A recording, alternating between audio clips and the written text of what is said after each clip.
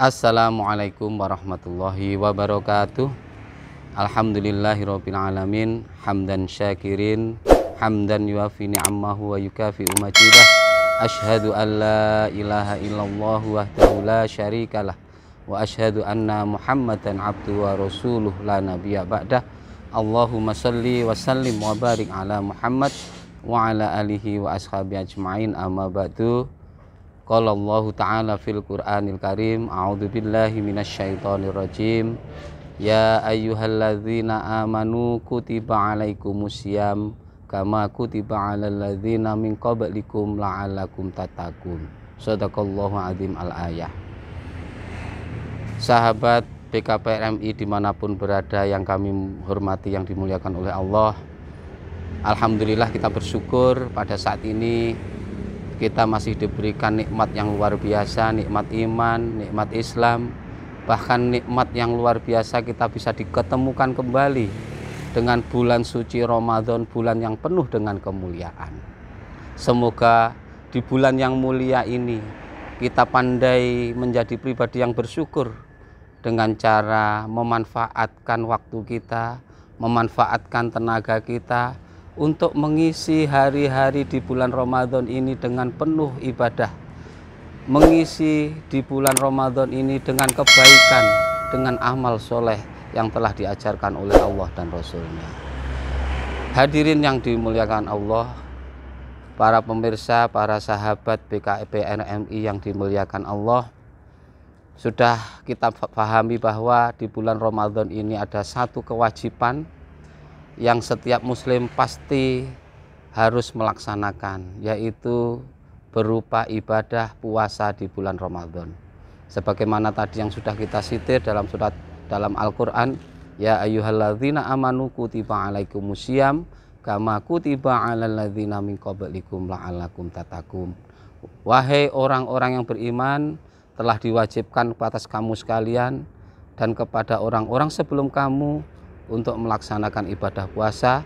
Tujuan akhir adalah supaya kita menjadi orang-orang yang bertakwa.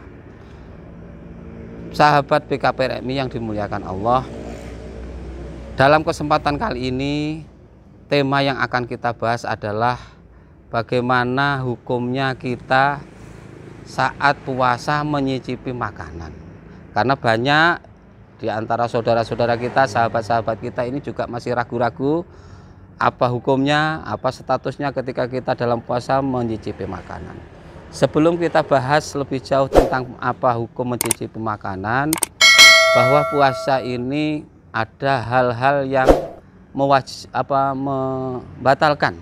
Kita harus tahu dulu apa itu yang membatalkan puasa.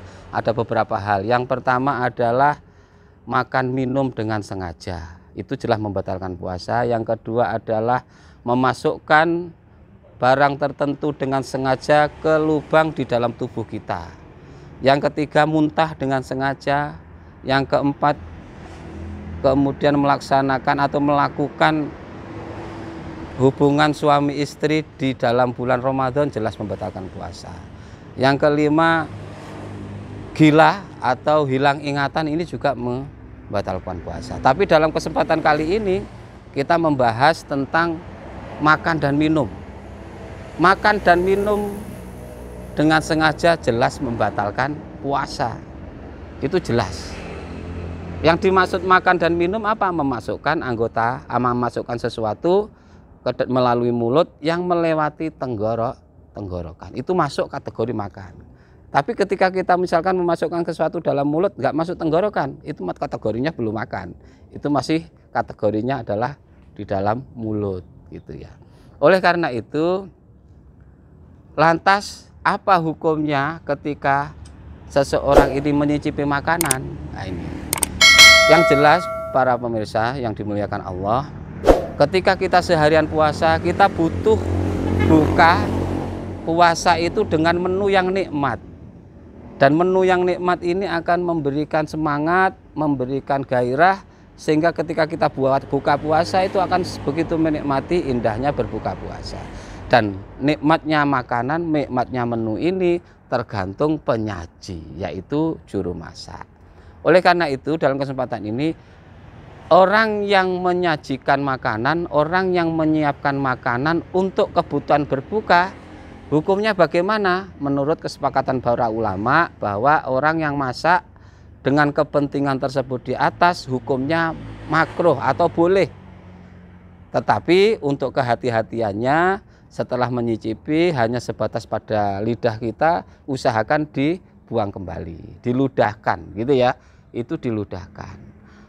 Demikian pula mungkin orang ini tidak menyajikan makanan untuk orang puasa, tetapi orang ini seorang ibu yang memiliki anak kecil dengan harapan anaknya supaya makannya enak, makannya nyaman, maka butuh menu makanan yang enak. Maka orang puasa bagi ibu-ibu yang sedang berpuasa diperbolehkan mencicipi makanannya dulu sebelum dikasihkan kepada anaknya.